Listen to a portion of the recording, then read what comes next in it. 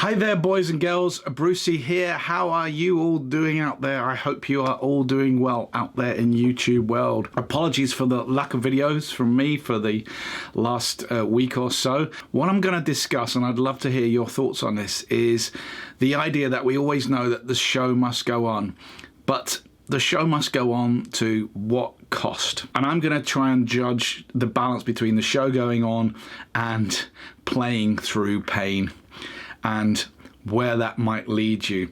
So let me give you a little bit of a backstory. It's only very short. I've been having a lot of problems with my arm, and when I teach students, one of the first things I always say to is, anything hurts, you know, you've got to stop, you've got to take it easy, you've got to take a step back. We need to analyze where that pain's coming from and work with it. But as you probably know, many of you may do this yourselves, it's very much a case sometimes of do as I say, not as I do. And I have been very guilty recently of playing through pain.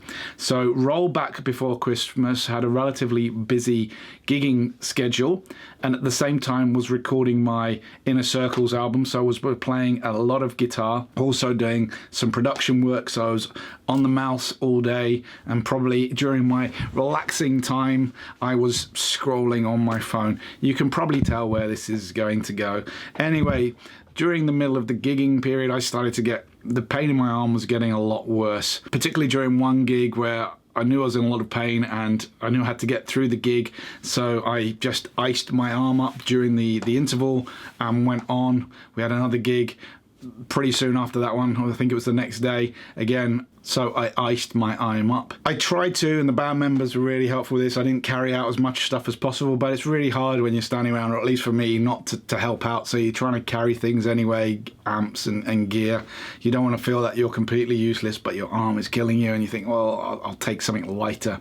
Anyway, had a gig the next day, and the same thing, you know, I was in pain. It didn't really go away, and it got to the point where it was keeping me up at night. Needless to say, I didn't really stop. I actually kept playing through playing through the pain, and there were voices in my head of people who have told me this, my own voice telling my own students not to do this. But you know, it was lucrative gigs, busy giggy period, being self-employed, you want to, you know, work as much as possible, and yeah, I played through the pain and did a little bit of damage there, and as a result of it, I've had to ease back on my guitar playing because I pushed it over the limit.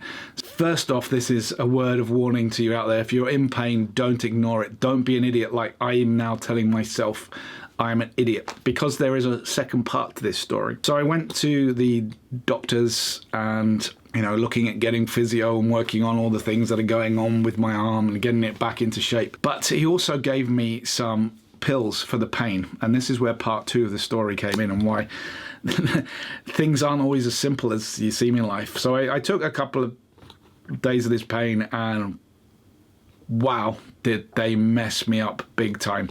I had a whole bunch of very horrible side effects, and I only took them really for 2 days, because somewhere inside me, my instinct knew that these pills were not doing me good. Again, I'm not going to go into the kind of horrible graphic details, but for me as a guy, touch wood, doesn't really ever get sick that often. You know, get low and, you know, you get headaches and all that, but you kind of really sick. It knocked me out, and to the point where I just didn't want to do anything. I just wanted to sit there and I couldn't concentrate on watching TV or reading a book or the internet or anything. My business, I was not good, and I thought these tablets have really messed me up. And a result of that, my kind of immune system and everything went all over the place, and then I caught a really nasty chest infection, which I haven't really recovered from yet. At the same time, I had to judge going into work, and I kind of did some teaching work, and it kind of knocked me out, and you're kind of in this vicious circle. Now,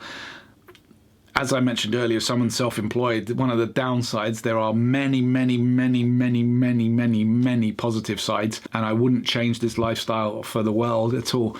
But one of the downsides, if you look at it, is if you're sick and you don't turn up to a gig, you don't get paid. If you don't turn up to work, whatever you're being employed to do, you don't get paid. So you do tend to push yourself a little bit harder than maybe other people who are in a more secure job environment do. The roundabout tale here is trying to find that balance. This video I'm putting out mostly as a word of warning to you guys is just be careful out there and look after yourself. As I said, if I hadn't have played through the pain, if I just substitute myself or got a dep for a couple of gigs, my arm would have been more rested. I wouldn't have taken those pills and I wouldn't have got a double hit.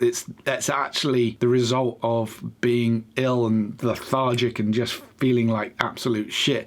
That has also caused me to now be rolling behind. My album project is way behind now because I've just not been able to play at the first point and then just even feel enthused about switching on the computer.